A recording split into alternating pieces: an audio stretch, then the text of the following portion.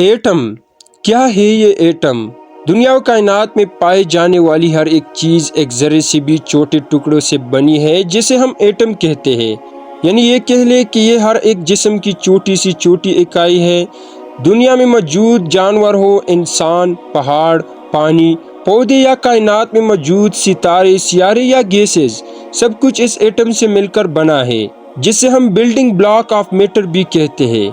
یہ atom size میں انسانی بال سے بھی کئی گنا چھوٹے ہوتے ہیں، لہٰذا اسے جدید سے جدید مائکروسکوپ سے دیکھنا بھی ممکن نہیں، لیکن کیمیکل تجربات کر کے آسانی سے اس کی موجودگی کو ثابت کیا جا سکتا ہے۔ یہ سائز میں کتنے چھوٹے ہوتے ہیں، اسے ایک مثال سے سمجھ لے۔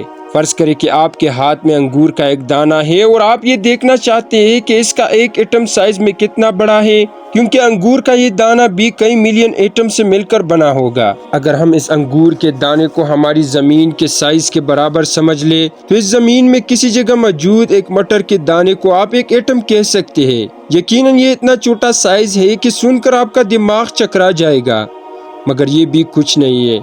ایٹم کے اندر ایک پیچیدہ سٹرکچر کام کر رہا ہے۔ اگر ہم اسے توڑ کر دیکھیں تو اس کے درمیان ایک نیوکلس موجود ہے جو پروٹون اور نیوٹران پر مشتمل ہے۔ نیوکلس سے باہر الیکٹران اپنے آربٹ میں رہ کر اس کے گرد چکر لگاتے رہتے ہیں۔ اگر ہم نیوکلس کی سائز کی بات کریں تو وہ ایک ایٹم کے ٹوٹل سائز سے 10,000 گنا چھوٹا ہوتا ہے۔ چلیے اسے ایک مثال سے سمجھ لے۔ کلو گرام کتنا چھوٹا سائز ہے۔ ایک ایٹم کو آپ ایک فٹ بال کے اسٹیڈیم کے برابر سمجھ لے۔ اس اسٹیڈیم میں موجود ایک بلو بیری کو آپ نیوکلس کہہ سکتے ہیں، جبکہ باقی پورے اسٹیڈیم کی جگہ خالی ہے جہاں الیکٹران اس کے گرد گھومتے رہتے ہیں۔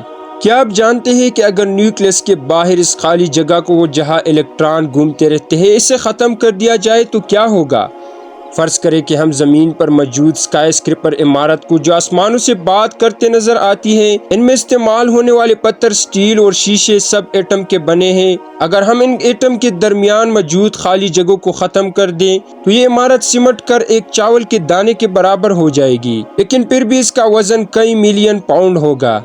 ایک ایٹم کا 99% ماس اس کے نیوکلس میں موجود ہوتا ہے، یعنی ایک ایٹم کا 99% ماس اس کے نیوکلس میں ہی موجود ہوتا ہے، جبکہ باقی صرف 1% الیکٹران کا۔ تقریباً 18 تا 36 الیکٹران مل کر ایک نیوکلس کے برابر کا وزن بنا لیتے ہیں۔ ایٹم کے نیوکلس سے ہی پروٹون کے بدولت نیوکلیئر انرجی خارج ہوتی ہے۔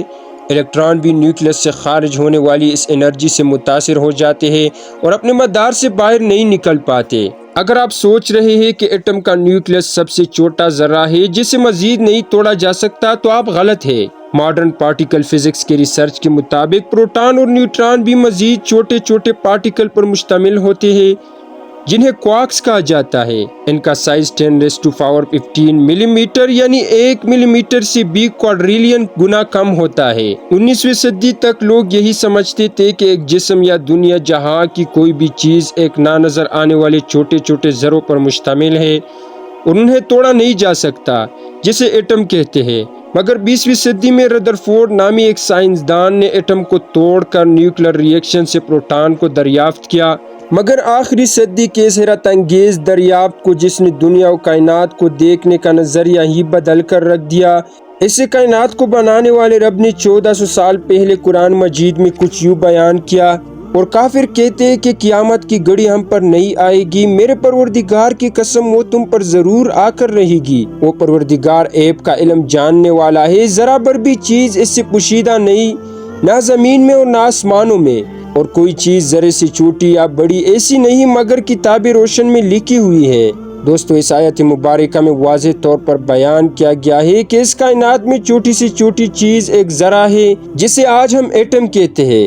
اس آیت مبارکہ میں لفظ ذرہ کا استعمال کیا گیا ہے، جسے اگر ہم انگلش میں ٹرانسلیٹ کریں تو اس کا مطلب ایٹم ہی لکھا آتا ہے۔ اس کے علاوہ قرآن کریم یہ بھی بیان کرتا ہے کہ اس ذرے سے بھی چھوٹی چیزیں اللہ تعالیٰ سے پوشیدہ نہیں، جس سے آج ہم 21ویں صدی کے دریافت کے بعد کوارکس کا نام دیتے ہیں۔ 1400 سال پہلے ایسی کون سی سائنس اور ٹیکنالوجی تھی جس نے یہ سب حالیہ دریافتیں قرآن مجید جیسی عظیم کتاب میں بیان کر دی، جسے اس وقت کے لوگ تو نہ سمجھ پائے، مگر آج کا جدید انسان اس کی ٹیکنالوجی اس کی تصدیق کرتی ہے کہ قرآن کریم کسی انسان کی نہیں بلکہ اللہ تعالیٰ کا کلام ہے، جس نے اس دنیا و کائنات کو بنایا، لہٰذا وہی اس کے بنانے اور کام کرنے کے قانون کو جانتا ہے۔ حیرت کی بات یہ ہے کہ ایٹم کے اندر موجود نظام ایک مکمل ترتیب سے کام کر رہا ہے، جسے سے کسی ماہر ڈیزائنر نے ترتیب سے بنایا ہو اور پھر اس کے کام کرنے کے قانون طے کیے ہو۔ اگر اس ایٹم میں موجود کوئی بھی چیز اپنی ترتیب سے ہٹ کر کام کرے تو کائنات میں موجود ہر چیز ایک دھماکے سے پھٹ کر تباہ ہو جائے گی۔